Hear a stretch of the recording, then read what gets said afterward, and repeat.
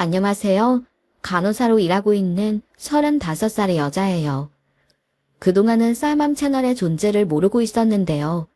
우연히 알게 된 이후로는 밤잠을 포기하고 열심히 사연을 듣고 있습니다. 여기 올라온 여러 사연 중에 제 귀에 제일 꽂히는 건 바로 상대에게 한 방 제대로 먹인 사이다 사연들인데요. 실은 저도 몇 년 전 정말 속이 시원한 복수를 했던 터라 제 경험이 떠올랐나 봐요. 본인들 잘못도 모르고 두꺼운 낯짝으로 둔하다고 따지던 말이 지금도 생생하네요. 며느리란 년들이 감히 시댁 식구들을 이 꼴로 만들어? 멍청한 년들. 내 아들들이 걷어준 고마움도 모르고 기껏 둘이 모여 한다는 게 이딴 짓이야. 왜?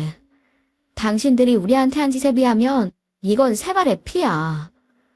다른 사람만 등쳐먹다가 당신들이 당하니까 이제 겁이 좀 나나 보지?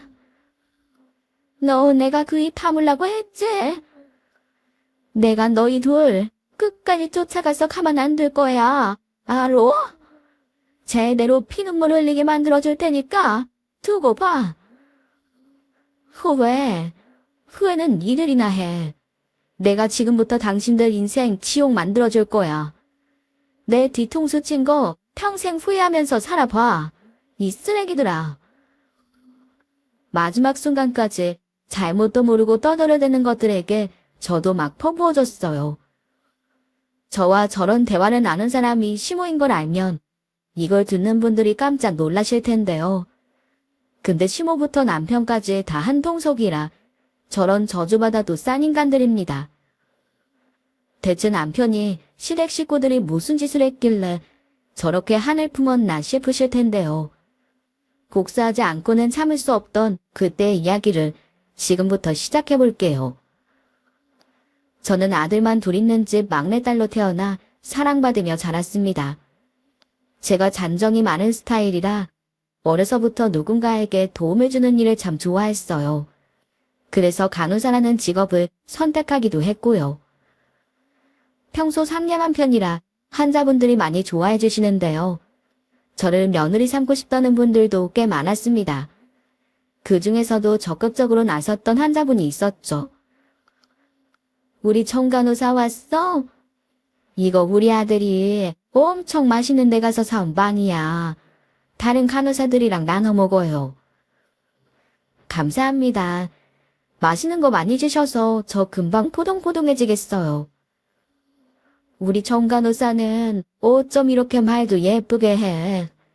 정간호사 부모님은 밥 안 먹어도 배부르시겠어. 난 아들밖에 없어서 정간호사 부모님이 너무 부럽다.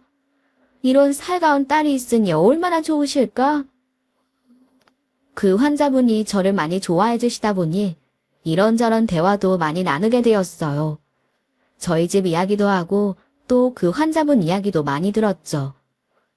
아들 둘이 같이 벤처기업을 운영하는 사업가인데 막내 아들이 아직 짝이 없다면서 한번 소개해주고 싶다고 하셨습니다.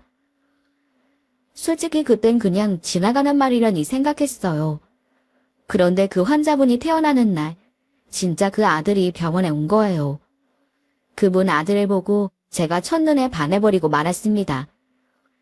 근데 제 번호를 받아간 지 한 달이 다 되도록 문자 한 통이 없더라고요. 그 사람도 어머니 넉살에 맞춰주는 척 제 번호를 받아간 거였나 싶어 실망하던 차. 그 사람에게서 만나자는 연락이 와 데이트를 하게 됐어요. 나리씨, 일찍 연락드리려고 했는데 죄송해요. 실은 제가 계약권 때문에 해외로 출장을 다녀왔어요. 엊그제 들어왔다가 이제야 연락드리는 겁니다. 아, 그러셨어요? 전 그런 줄은 모르고 연락이 없으시길래 제가 마음에 안 들어서 연락 없으신 줄 알았어요. 아, 그런 거 아니에요. 진짜 일 때문에 연락 못 드렸던 거예요. 그리고 저 나리 씨 보자마자 첫눈에 반했는데요. 나리 씨만 괜찮으시다면 앞으로 잘 만나보고 싶습니다. 진지하게요. 그 사람은 첫 데이트에서 제게 반했다며 고백을 했고 그 사람의 고백을 받아주며 연인이 되었어요. 그 후 저희는 1년을 넘게 만나다 결혼을 약속하게 되었습니다. 결혼을 약속하고 인사 갔던 날, 그 환자분은 저를 보고 정말 반가워하셨어요. 정 간호사, 반가워요. 아유, 아니다. 이제 우리 집 며느리 될 사람이니까 다르게 불러야겠지? 암튼 이렇게 우리 식구 된다니 내가 너무 행복하다. 우리 앞으로 잘 지내봐요. 네, 어머님. 환영해 주셔서 감사합니다. 그리고 앞으로 말씀 편하게 하세요. 그래. 아유 참, 식구들하고 인사해야지. 여긴 현철이 형이고 옆에는 현철이 형수야. 서로 인사 나누고. 형님 안녕하세요. 저 현철 씨랑 결혼할 정날이라고 합니다. 현철 씨한테 이야기 많이 들었어요. 형수님 성격도 시원시원하고 좋은 분이라고요. 앞으로 잘 부탁드려요. 그래요. 우리 도련님이 제 칭찬을 많이 해줬나 보네요. 나도 잘 부탁해요. 우리 앞으로 잘 지내봐요. 시댁 식구들은 모두들 제게 친절했고 특히 형님이 참 잘해주셨는데요. 형님은 능력까지 갖춘 분으로 저를 참 잘 챙겨주셔서 금세 친해졌어요. 하루는 둘이 만나 밥을 먹는데 형님이 자기 이야기를 털어놓으셨어요. 동서, 나 고아로 자란 거 혹시 알고 있어? 아니요. 그런 얘기 못 들었는데. 그런 일이 있으셨어요? 어릴 때 부모님 돌아가시고 고아로 자랐어. 그래서 항상 외롭게 살았지. 고아라고 남들이 손가락질할까봐 더 노력 많이 했다? 그래도 열심히 산 덕에 능력 인정받아서 일찍 과장 타이틀도 달았어. 내가 갑자기 왜 이런 얘기하나 싶지?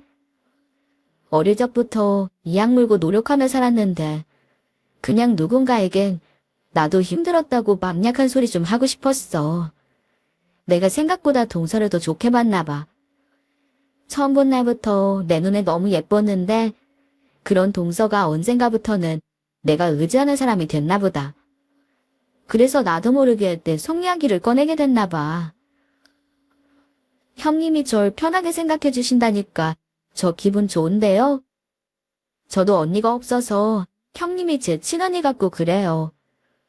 제가 앞으로도 형님 이야기 열심히 들어드릴 테니까 무슨 말씀이든 다 저한테 말씀하시는 거예요.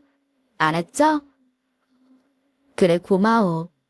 난 진짜 시댁복 있는 사람인가 봐.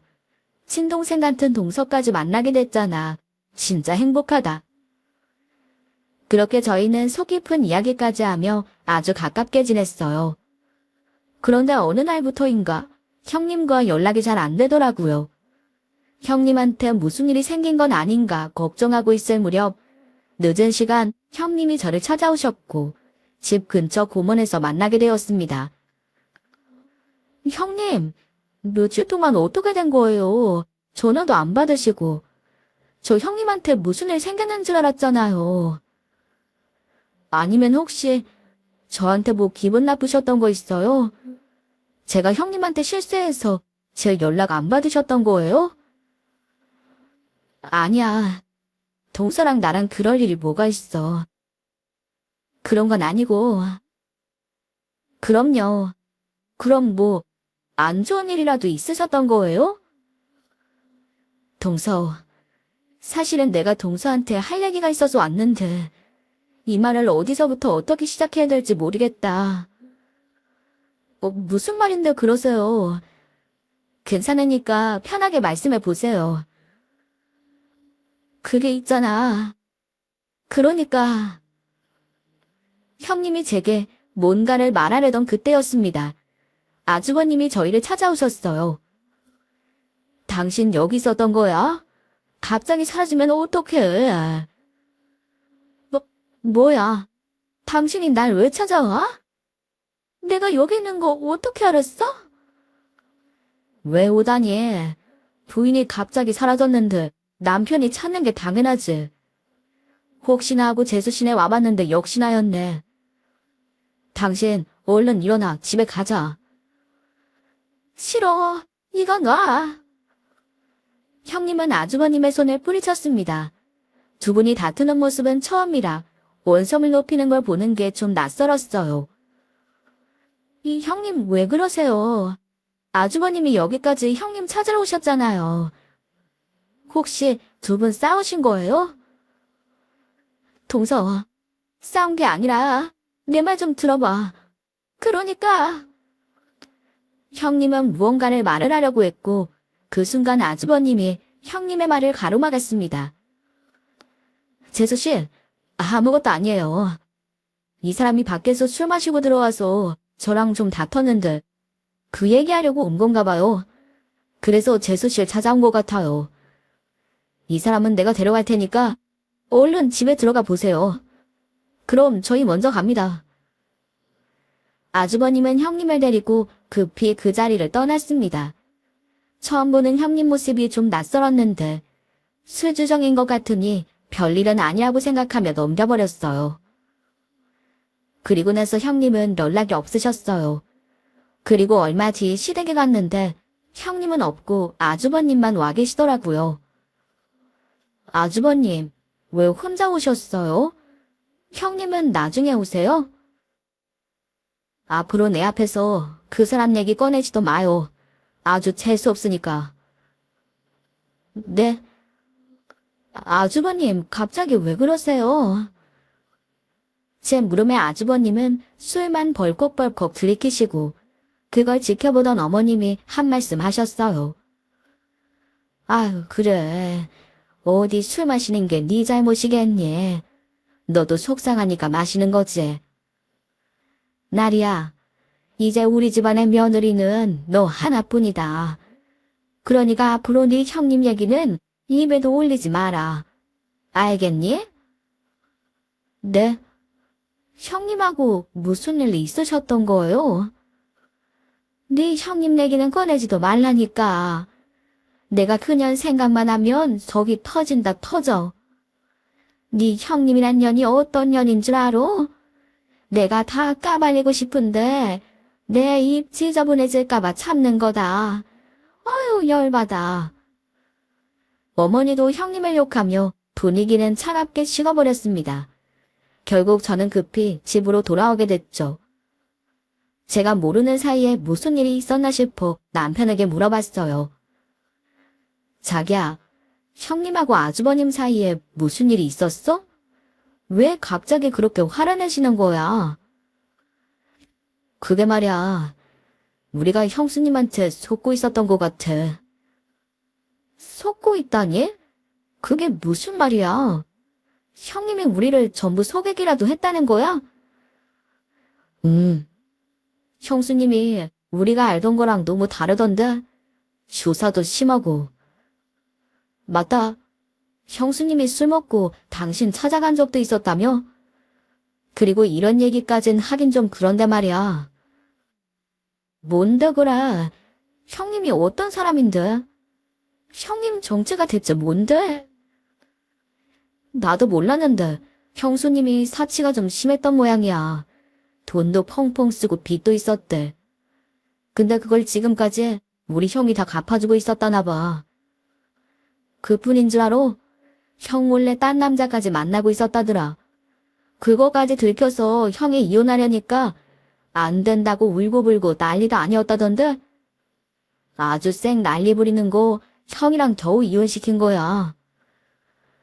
그런 일이 있었다고? 아니, 형님이 그랬다는 게 믿어지질 않아. 확실한 거야? 야, 그럼 우리 형이 거짓말이라도 한다는 거야? 그런 일을 꾸며서 말하겠어? 아니, 그게 아니라 형님이 그럴 뿐이 아니잖아.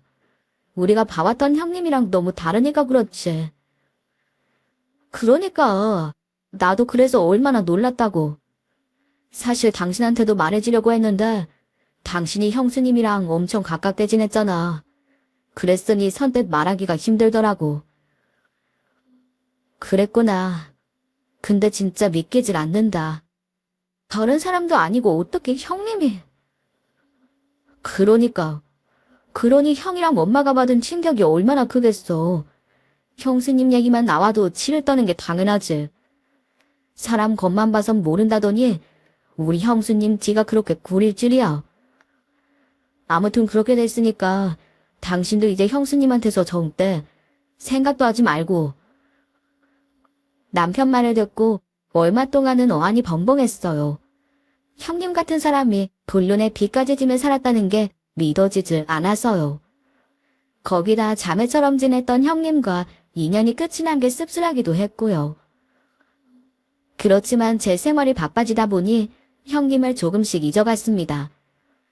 병원을 옮겼는데 일에 신경을 써야 하다 보니 형님 일은 자연스럽게 잊어버리게 된 거죠.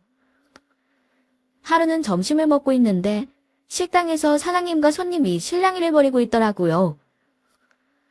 손님, 부탁할 걸 부탁해야지. 이러면 안 되지. 죄송해요, 사장님. 근데 제가 가진 게 이거밖에 없어서 그래요. 이 돈으로 김밥 딱 반줄만 먹을 수 없을까요? 저한테 딱 반줄만 팔아주세요. 이봐요. 요즘 세상에 누가 김밥을 반줄만 해서 팔아요. 아이고 살다 내가 별 손님을 다 보겠네. 김밥 한 줄도 사 먹을 돈 없으면 들어오질 말았어야지. 반줄만 팔아달라는 게 말이 돼요? 사장님 한 번만요.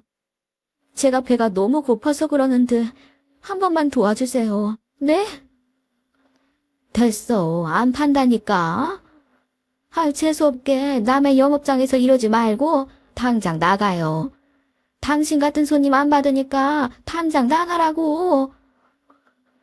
식당 사장님은 손님에게 소리를 지르고 손님은 사정을 봐달라며 애원하고 있었습니다. 계속되는 소란에 귀를 기울이며 듣고 있는데 어딘가 익숙한 목소리가 들리는 거예요. 익숙한 목소리에 뒤를 돌아보니 거기엔 형님이 서 있었습니다. 돈이 없다고 김밥 반줄만 팔아달라고 애원하던 그 모습이 바로 우리 형님이었던 겁니다. 이윽고 형님의 눈이 저와 마주쳤고 형님은 갑자기 문을 박차고 뛰어나갔습니다. 어찌나 빠르게 도망치던지 눈 깜짝할 사이 사라져버렸죠. 형님을 만나고 온 날 하루 종일 마음이 찝찝했어요. 저를 보고 도망친 것도 그렇고 갑자기 왜 김밥 한 줄 사 먹을 돈도 없는 처지가 된 건지 너무나 이상했습니다. 하지만 그 뒤로 다시 형님을 볼 수는 없었습니다. 그때 그 식당에도 가보았지만 형님이 나타나지는 않으셨네요. 그리고 그쯤 남편과 돈 문제로 다툼이 잦아졌습니다. 사실 그 전에도 남편이 아이템이 대박이라면서 친정가족들한테 투자금을 빌려간 적이 있었어요. 근데 그 돈을 갚지도 못했는데 돈 이야기를 꺼내니 찝찝한 거예요. 거기다 빌려달란 태도도 더 뻔뻔해졌거든요. 당신한테 할 말 있는데 말이야. 내가 부탁이 좀 있는데 들어줄 수 있어? 다른 건 아니고 우리 결혼하면서 장인어른이 당신한테 증여해주신 부동산 있잖아. 그거 좀 팔면 안 돼? 뭐? 내가 받은 부동산을 팔라고? 왜 그래야 되는데? 아까 그러니까 그게. 당신이 남편한테 투자한다 생각하고 부동산 좀 팔면 안 되는 거야? 그건 어렵겠는데? 난 그 재산에 아직은 손댈 생각 없어. 그리고 자기야, 내 재산까지 처분해서 당신 도와야 할 정도로 회사 사정이 안 좋은 거야? 걱정돼서 하는 말인데 말이야. 그 정도면 계속 회사를 할 게 아니라 그만둬야 하는 거 아니야? 나중에 상황이 더 힘들어지면 어떡해. 그러자 제 말을 들은 남편이 버럭했습니다. 야, 안 빌려줄 거면 말면 되는 거지. 뭘 회사에 접으라 마라 잔소리를 해. 우리 형이랑 내가 알아서 해. 네가 뭘 그런 것까지 상관해. 그리고 나 좀 기분 나쁘다. 솔직히 나 많이 섭섭해. 다른 사람도 아니고 당신 남편 일인데 내가 말하기 전에 돈 좀 해줄 수 있는 거 아니야? 그걸 그렇게 못 빌려준다고 선을 그으면서 말해야겠어? 내가 돈 떼먹는 것도 아니잖아. 당신이 나한테 투자하는 거고 투자하면 분명히 몇 배로 돌려받을 텐데. 화나게 할 생각으로 한 말은 아니었어. 그리고 투자금 얘기가 나와서 하는 말인데 당신 우리 결혼 초에 아빠랑 오빠들한테 투자금 받았던 거 기억나지? 그거 받아간 지 3년이 넘었는데 아직 회수도 못한 거 아니야? 너 그래서 지금 나한테 돈 못 해주겠다는 거야? 그래, 당신 마음 잘 알았어. 왜 돈 안 해주는 건지 잘 알았다고. 야, 그리고 그깟 돈 몇 푼의 남편을 이렇게 무시하냐? 너 투자가 뭔 줄이나 알아. 원래 다 장기 투자하는 거야. 뭐 몇 달 사이에 판가름이 나는 건 줄 아냐? 10불 투자도 모르는 게 잘난 척이야. 남편은 제게 소리를 지르며 화를 냈어요. 한 번도 그렇게 화를 낸 적이 없던 사람이라 그 모습이 너무 당황스러웠습니다. 그 뒤로도 남편은 계속 냉랭했어요. 그 상황을 견딜 수 없어 먼저 다가갔고 남편에게 1억을 빌려준다는 약속을 하고 나서야 화해할 수 있었네요. 그리고 며칠 후 퇴근하는데 원모 가직원이 어떤 환자한테 막 화를 내는 소리에 병원이 시끄럽더라고요. 이봐요. 돈이 없으면 치료를 받으러 오지 말아야지. 돈도 없으면서 무작정 병원에 오면 어떻게 합니까? 죄송합니다. 근데 제가 갑자기 쓰러지는 바람에 저도 모르게 여기 실려오게 된 거예요. 저도 병원에 올 줄은 몰랐어요. 그렇다 해도 병원비는 내셔야죠. 어디 아는 사람한테 돈이라도 빌려서 병원비 지불하고 가세요. 그냥은 못 갑니다. 저기, 제가 구하라 뭐 부탁할 사람도 없고 지금은 사정이 안 돼요. 너무 죄송하지만 앞으로 제가 벌어서 틈틈이 갚으면 안 될까요? 지금 장난하세요? 아는 사람 하나 없다고 돈을 나중에 낸다는 게 말이나 됩니까? 말도 안 되니까 무조건 진료비 내고 가셔야 돼요. 아시겠어요? 죄송하지만 제발 사정 한 번만 봐주세요. 제가 지금 수중에 2만 원밖에 없어서 이거라도 받아주시면 나머지 돈은 제가 무슨 일 있어도 갚을게요. 약속드려요. 네? 딱 봐도 돈 없는 환자가 진료비를 못 내 사정하는 모습이었습니다. 병원에선 자주 있는 일이라 그냥 지나치려던 찰나 직원에게 사정하는 여자 실루엣이 너무나도 낯익다는 생각이 들었어요. 그래서 가까이 다가가 얼굴을 본 순간 깜짝 놀랐습니다. 진료비가 없다며 한 번만 봐달라고 사정하던 그 여자가 바로 저희 형님이었거든요. 형님? 형님 맞으시죠? 형님이 왜 여기 계세요? 저를 보고 형님은 소스라치게 놀란 표정으로 또 도망갈 태세이더군요. 그런 형님을 꽉 붙잡았습니다. 형님, 왜 자꾸만 피하세요? 저 보셨잖아요. 그게 동서. 이러지 말고 나 놔줘. 나 못 본 척 해줘. 어? 안 돼요. 이렇게 마주친 이상 이대로는 못 보내드려요. 일단 형님 대신 제가 진료비를 계산했고 저는 형님을 병원 식당으로 데려갔습니다. 밥 한 끼도 못 얻어먹은 것처럼 삐쩍 마른 게 너무 안쓰러워 밥을 시켜드렸어요. 그랬더니 형님은 그 밥을 허겁지겁 드시는 거예요. 형님의 모습을 지켜보다 도저히 그냥 넘어갈 수 없어 제가 여쭤봤습니다. 형님, 도대체 이게 어떻게 된 일이에요? 1년 사이 무슨 일이 있었던 거예요? 동서, 내 꼴 우습지? 그래, 나도 알아. 그렇지만 동서한테 아무 말도 해줄 수가 없어. 미안해. 그건 그렇고 어떻게 저한테 연락도 한 번 없으셨어요. 아무리 아주버님이랑 이혼하셨다고 해도 저한테 상황은 설명해 주실 수 있잖아요. 그리고 2달 전에 식당에서 봤던 사람 형님 맞죠? 그날 저 왜 피하셨어요? 무슨 말이라도 좋으니까 제발 말씀 좀 해보세요. 제 물음에 형님은 아무 말이 없으셨습니다. 여전히 묵묵부답이었어요. 저한테 말씀하기 싫으신 거예요? 그래요. 그럼 형님은 듣기만 해주세요. 저 아주버님이랑 형님 어떻게 이혼하게 됐는지 다 들었어요. 빚도 있고 남자도 있었고. 정말 아주버님이 말한 게 맞아요?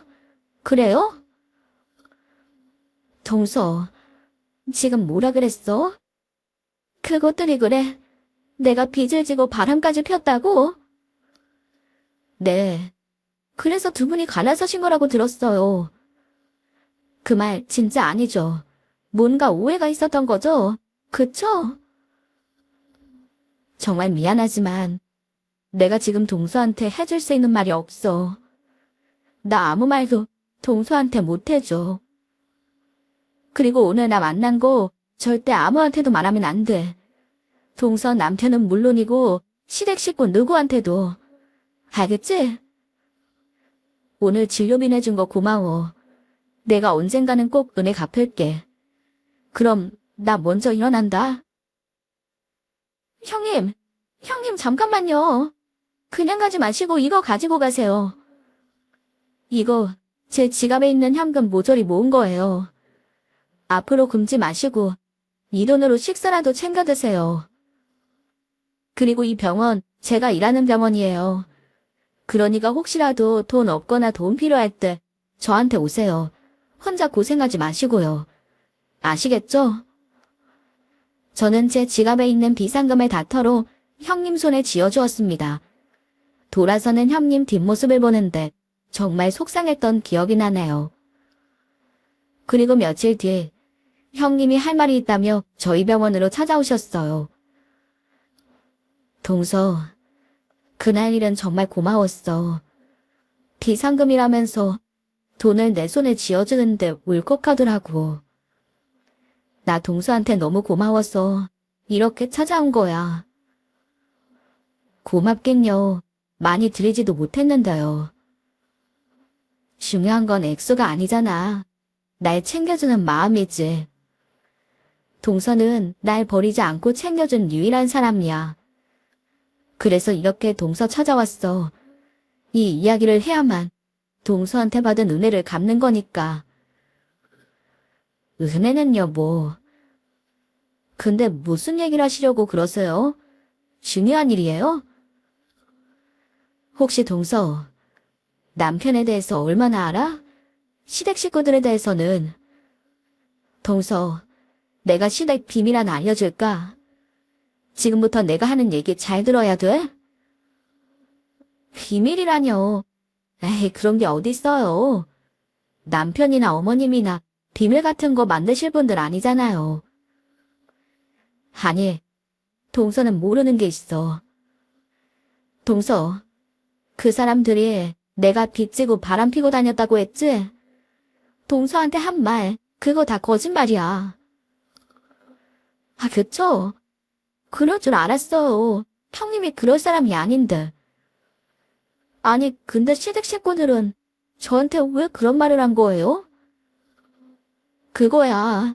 나를 나쁜 년으로 만들어야 시대 정체가 탄로나지 않으니까. 사실 빚쟁이에 딴 사람 만나 바람 피웠던 건 내 남편이 한 짓이었어. 내가 아니라고. 아주버님이 그러셨다고요? 정말이에요? 처음엔 신혼여행에서 자기가 신용불량자라고 고백하더라. 그래서 안쓰러워 내 카드를 줬지. 처음엔 괜찮았어. 내가 잘 버니까 상관없다 생각했고. 근데 그게 아니더라고. 왜요? 아주버님이 어떻게 했는데요? 말도 마. 내가 준 카드는 죄다 한도 초과해. 내가 참다 도저히 안 되겠어서 카드 내역서를 봤더니 백화점에서 여자 옷을 긁고 다녔더라고. 근데 그거 알아? 난 그 사람한테 옷 선물 한 번 받아본 적이 없어. 그럼 뭐예요? 아주버님이 다른 여자 만나는데 형님 카드를 긁고 다녔다 이거예요. 그래. 내 카드로 딴 년 옷 사준 거지. 도대체 무슨 짓거리를 하고 다니는지 너무 궁금해서 휴대폰이나 노트북이며 다 뒤져보고 그제야 그 인간 정체를 알게 됐지. 너무 충격이라 입이 다물어지질 않더라고. 동서, 그 인간 사기꾼이었어. 내가 부모 없는 고아니까 돈 뜯어내기 싫다고 생각해서 나한테 접근했던 거야. 아, 말도 안 돼요. 아주버님 같은 분이 어떻게... 아주버님이 형님 정말 사랑하신다고 생각했는데 그게 다 쇼였던 거지. 개자식. 알아보니까 나처럼 당한 여자가 한둘이 아니더라. 근데 더 충격적인 사실이 뭐였는 줄 알아? 알고 보니 그 집 인간들 다 한패였어. 내 남편이랑 시모, 거기다 도련님까지 다. 네?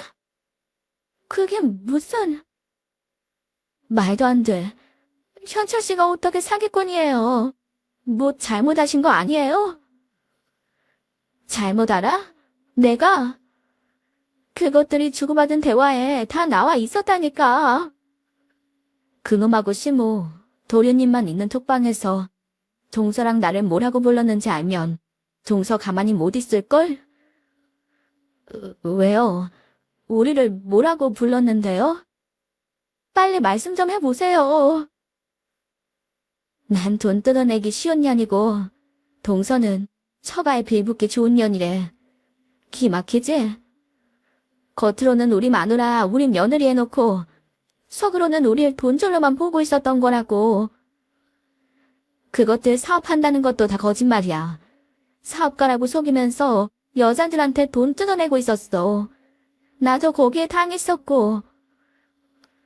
그럼 설마 얼마 전에 저한테 돈 빌려달라고 했던 것도... 왜? 서방님이 동수한테도 돈 달라고 그랬구나. 네. 징여받은 부동산을 팔라길래 거절했거든요. 그랬더니 화가 났는지 아는 척도 안 하는 거예요. 그래서 그 사람 맘 풀어주려고 돈 빌려주기로 했는데 분명 사업자금이라고 그랬는데 사업자금은 무슨... 보나마나 동수한테 한몫 뜯어내려고 한 거지. 그래서 그 돈 빌려준 거야? 그래. 아니요, 아직. 실은 병원에서 형님 만난 날, 그날 돈 찾으려고 했거든요. 그러다 형님 만나서 다 잊어버렸지만요. 아, 다행이다. 만약에 그 돈 줬으면 어쩔 뻔했어. 그러게요. 제 남편이 그런 인간인 줄은 꿈에도 몰랐어요. 다들 나보고 시집 잘 갔다고 부러워했는데 어떻게 이런 일이... 지금은 믿기지도 않고 충격이 크겠지. 그렇지만 우리가 몰랐던 그 집 사람들 정체야. 우리가 바보같이 속고 있었던 거고. 근데 그럼 형님이랑 이혼은 왜 한 거예요? 돈 뜯어낼 거면 형님이랑 계속 살아야 하잖아요. 내가 지들 비밀을 동서한테 다 말할까봐 불안했던 거야. 내가 모든 사실을 알고 곧장 동서한테 말해주려고 했었거든. 그날 기억나? 동선의 집 근처로 찾아갔던 날. 기억나요. 그날 갑자기 아주버님이 나타나셨잖아요. 형님 술주정한다면서 데려갔고요. 술주정은 무슨... 내가 지들 정체 폭로할까봐 잡으러 나온 거야. 그래서 끌려가다시피 집에 갔는데 시모랑 도련님까지 와서 날 기다리고 있더라고. 그리고 그 셋이 날 때렸어. 쓸데없는 걸 알아냈다면서 냅다 나한테 달려들더라. 셋이 날 패는데 내가 정신을 못 차리겠더라고. 코피가 철철 나고 그날 나 죽는 줄 알았어. 그렇게 몇 시간을 패고 나서 그것들이 그러더라. 조용히 꺼지면 봐주겠대. 대신 동수한테 말하면 죽여버리겠다고. 그것들이 때리기까지 했어요. 어떻게 사람을 패요? 형님이 때릴 데가 어디 있다고. 그것만이 아니야. 그때 도련님이 뭐라고 했는 줄 알아? 동서한테 알려서 본인들 일 망치기만 해보래. 그럼 나 없애버릴 거라고. 나 그때 얼마나 무서웠는지 몰라. 형님 말을 듣는데 숨이 막힐 것 같았습니다. 믿었던 남편을 향한 배신감 때문에 온몸이 덜덜 떨리고 있었어요. 형님, 저 충격이 너무 커요. 저 지금까지 그 자식한테 완전 속고 살았네요. 그래, 나도 실체를 알고 믿어지질 않더라. 그래서 동서한테 너무 미안해.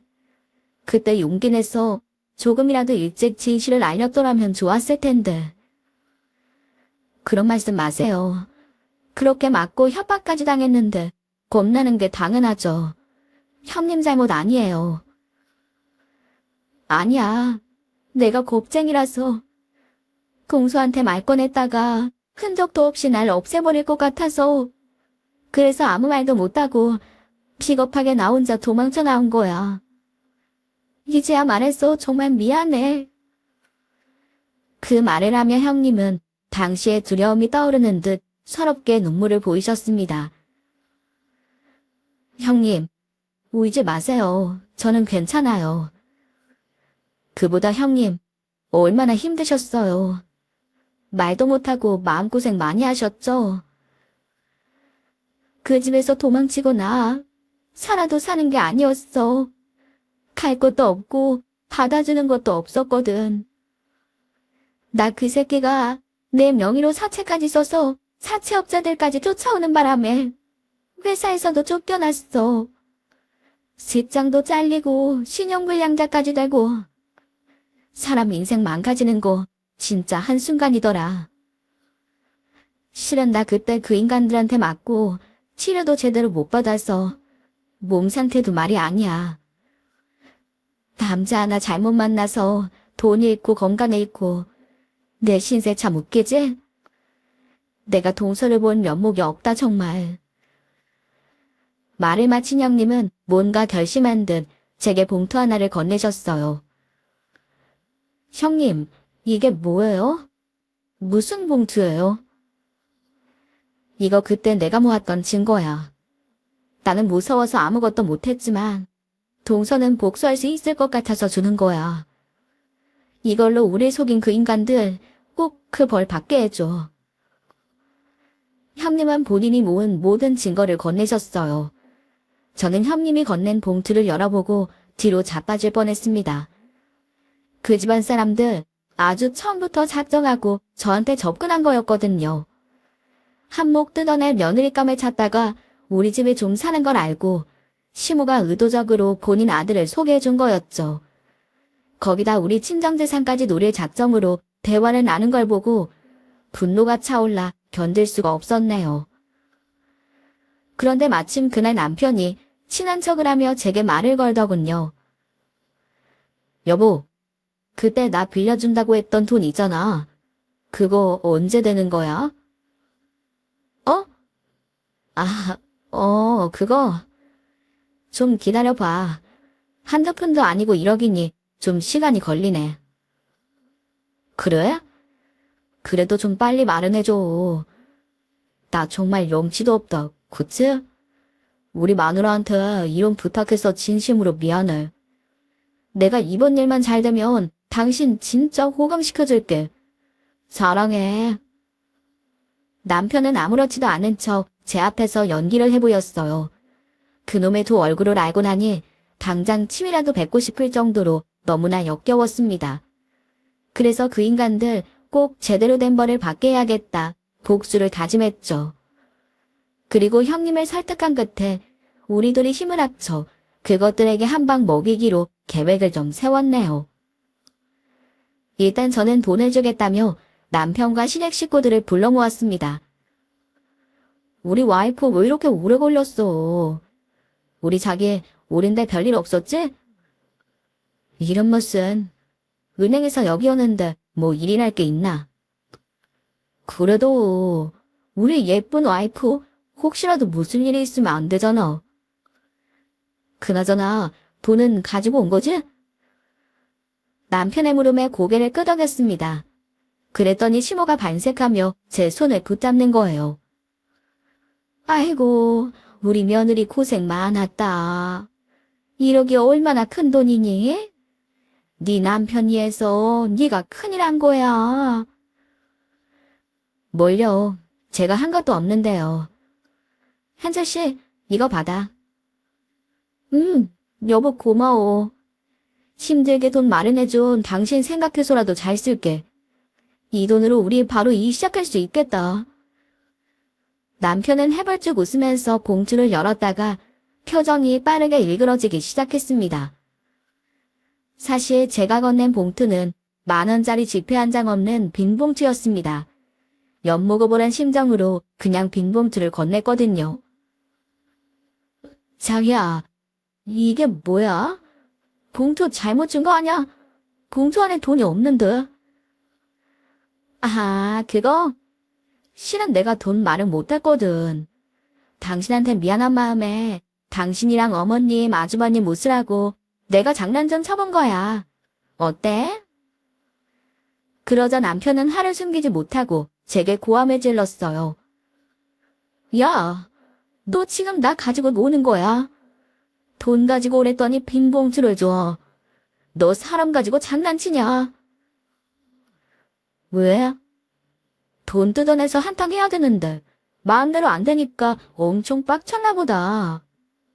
이제야 본색을 드러내는 거야? 이 사기꾼 새끼. 뭐? 너 지금 무슨 말을 하는 거야? 사기꾼이라니? 어디서 헛소리야? 야, 이제 연기 그만해. 아주 역겨워서 못 봐주겠으니까. 그동안 니들 나 등쳐먹을 생각에 아주 행복했지? 근데 어떻게 하냐? 이제 그 행복도 끝인데. 내가 니들 가만 안 둘 거거든. 너 지금 뭘 좀 알고 온 모양이구나. 그래서 뭐 어떡할 건데. 아무것도 못하는 게 뭘 믿고 잘난 척이야. 너 우리가 누군 줄 알아? 그동안 오냐오냐 봐줬더니 얻어 터져봐야 정신 차릴래. 왜? 나도 죽도록 패게. 그래, 어디 한번 때려봐. 내가 무서워할 것 같아. 그러자 옆에 있던 시모가 나섰습니다. 이 인연이 잘 사는지 딸렸냐고 봐줬더니 이게 누구한테 까불어? 이 가소로운 년. 시모가 악을 쓰면서 제 뺨을 후려쳤습니다. 그때였어요. 밖에서 몰래 지켜보고 있던 형님이 나타났죠. 지금 누구한테 손찌검이야? 그래, 네 년이로구나. 저 멍청한 년이 어떻게 알았나 했더니 다 네 년 짓이었어. 내가 이럴 줄 알았으면 그때 더 패줬어야 하는 건데. 불쌍해서 살려줬더니 감히 우리 앞길에 고춧가루를 뿌려. 그 말 내가 무서워할 것 같아? 나 이제 니들 같은 쓰레기한테 안 쫄아. 나도 이제 무서운 거 없어. 형님이 악을 쓰고 달려들자 뒤에 있던 아주버님이 형님의 머리를 가격했습니다. 너 이 만담으로 그때 곱게 살려줬더니 까불고 있어. 너 이러는 것도 오늘이 마지막일 줄 알아. 아주버님이 형님을 때리자 제가 아주버님께 달려들었고 그때 남편이 저를 떼어내려 밀치는 순간 남편의 급소를 갈겨버렸어요. 그랬더니 남편은 꼬꾸라 쓰러지고 시모네는 감히 내 아들을 때리냐며 제 뺨을 날리고 난리가 났었습니다. 그 순간 경찰이 들이닥쳤습니다. 실은 그날 복수하기 전 이미 경찰에 신고를 했거든요. 경찰이 등장하자 그 인간들은 잠시 당황하더니 곧바로 연기를 하는 거예요. 특히 시모가 아주 가관이었습니다. 아이고, 경찰들 아주 잘 오셨네. 여기 두 년들 보이시죠? 소년들이 내 며느리들인데 나를 이 꼴로 만들어놨어요. 쟤네들 폭행죄로 얼른 잡아가세요. 얼른요. 하지만 경찰들은 시모와 남편, 아주버님에게 다가가 수갑을 채웠어요. 근데 그것들 수갑 차고도 아주 당당하더라고요. 아주버님이란 놈은 뻔뻔한 낯짝으로 경찰을 향해 다그치기까지 했습니다. 야, 이 새끼들아. 우리 말고 저 년들 잡아가라고. 왜 죄 없는 우리한테 이래. 엄마, 경찰 새끼들이 이래도 돼요? 아, 빨리 엄마 친구한테 좀 연락해봐요. 그래. 니들 내 친구 남편이 누군 줄 알아. 니들 내가 전화 한 통이면 당장 경찰로 복귀할 수 있어. 그러니까 당장 이거 놔. 이건 못 놔. 그 인간들은 아직도 상황 파악이 안 되는지 경찰 앞에서도 사기를 치고 있더라고요. 그래서 제가 정신 차리라고 한마디 해줬습니다. 아직도 상황 파악이 안 돼? 어디서 또 사기를 쳐? 형사님들, 저기 저것들 선량한 여자들 꼬셔서 돈 뜯어내는 파렴치한 것들이에요. 더 자세한 건 제가 서에 따라가서 설명하겠습니다. 지금 당장 가시죠. 얼른요. 잠깐만. 여보, 나리야 사기라니. 그게 남편한테 할 소리야? 그리고 당신은 나한테 돈 뜯긴 것도 없잖아. 그러니까 진정하고 수갑부터 풀어달라고 해. 어? 너 우리 친정에서 투자금 뜯어간 건 잊어버렸나 봐. 처음부터 한탕 할 생각으로 접근해서 돈 뜯어간 거 내가 모를 줄 알아. 그 말에 시모가 남편에게 버럭 소리 질렀어요. 오유 이놈아. 그러니까 내가 전혀 처음부터 제대로 기회드려야 한다고 했지. 처음부터 돈 뜯어내고 확실히 휘어잡아야 한다고 했어 안 했어. 지가 알아서 한다고 지켜보래더니 꼴이 이게 다 뭐야. 우리 다 쇠고른 차게 생겼잖아. 시모는 잡혀갈까봐 겁이 났는지 본인의 검은 속내를 술술 불고 있었습니다. 그렇지. 당신들 속셈이 이거지. 여기서 떠들지 말고 경찰서 나가서 떠들어. 아우 씨 저것 때문에 씨. 야, 너 내가 누군지 몰라? 나 네 남편이야. 누가 누굴 깜빵으로 보내. 너 그냥 내가 가만히 둘 것 같아? 남편이 제게 소리를 지르며 달려드는데 그때 형님이 막아섰습니다. 너 가만 안 두면 어쩔 건데? 내 인생 망쳐놓은 것도 못 알아서 동서 인생까지 망치려고? 니들 마음대로 될 줄 알아. 내 신세 이렇게 망쳐놓은 당신들 평생 불행하게 만들 거니까 그런 줄 알아. 어디 감옥에서 평생 썩어봐. 며느리란 년들이 감히 시댁 식구들을 이 꼴로 만들어. 내 아들들이 걷어준 고마움도 모르고 기껏 둘이 모여 한다는 게 이딴 짓이야. 왜? 당신들이 우리한테 한 짓에 비하면 이건 새발의 피야. 다른 사람만 등쳐먹다가 당신들이 당하니까 이제 겁이 좀 나나 보지? 너 내가 그 입 다물라고 했지? 너희 둘 내가 끝까지 쫓아가서 가만 안 둘 거야. 알어? 나 감옥 하나도 않고 만나.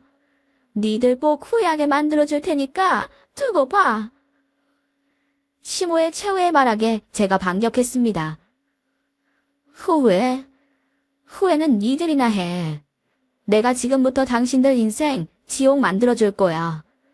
지금까지 사기친 거 반성이 나면서 살아. 이 쓰레기들아. 그리고 그것들은 폐악을 부리다 경찰에게 끌려갔어요. 사기꾼 새 모자가 끌려가는 순간 형님과 저는 참았던 눈물을 터뜨렸죠. 동서, 이제 다 끝난 거지? 난 너무 무서웠어. 저것들이 나한테, 동서한테까지 못된 짓 할까봐 얼마나 맘 졸였는지 몰라. 형님, 이제 괜찮아요. 저것들 끌려갔으니까 이제 안심하셔도 돼요. 우리 인생 가지고는 나쁜 년놈들 벌 받을 거예요. 걱정 마세요. 동서 고마워. 동서 없었으면 나 이렇게 용기 내지도 못했을 거야. 저것들 무서워서 평생 숨어서만 살았을 텐데. 정말 고마워. 그런 말씀 마세요. 제가 더 감사하죠. 형님이 용기 내주지 않으셨으면 제 남편이란 놈 정체도 모르고 거지굴 될 뻔했잖아요. 형님이 저 살려주신 거예요. 그러니까 울지 마세요. 그래, 울지 말아야지. 근데 나 왜 이렇게 눈물이 나니? 당하고 산 세월이 너무 억울해서 그런가 봐. 오늘만 울고 이제부턴 안 울게. 우리 힘내자, 동서. 형님은 그것들한테 당한 악몽 같은 시간이 떠올랐는지 흐느껴 우셨고, 저는 그런 형님을 말없이 위로해드렸습니다. 그 후 그것들은 벌을 받게 됐어요. 형님이 준비해둔 것들이 다 증거로 인정됐거든요. 그리고 그동안 다른 여자들에게도 사기를 치던 게 다 밝혀지면서 결국 콩밥 신세가 되었네요. 근데 제 남편이었던 놈은 감옥 가서도 정신을 못 차리고 저한테 협박 편지를 보내더군요. 그걸 받고 참을 죄가 아니죠. 협박 편지까지 같이 신고를 해 아주 오래오래 깜빵에서 썩게 해줬답니다. 그 일을 겪고 형님과 저는 안정을 찾을 수 있게 됐어요. 형님도 지난 과거를 다 잊고 건강도 되찾아 지금은 아주 잘 지내고 계시답니다. 사실 안정을 되찾는 게 쉽지만은 않았습니다. 불현듯 그것들한테 당한 우리가 한심하게 느껴지기도 했거든요. 하지만 힘든 시간 형님과 함께라 그 시간을 잘 견디어 극복할 수 있었던 것 같아요. 우리는 형님 동서 사이를 넘어 세상 살아가는 친구로 언니 동생으로 더 사이좋게 지내고 있습니다. 썰맘 구독자분들이 형님과 절 응원해 주신다면 우리 둘 힘내서 더 잘 살 수 있을 것 같아요. 제 이야기는 여기서 마무리할게요. 들어주신 모든 분들께 감사 인사를 전하고 싶습니다. 행복하고 건강하세요.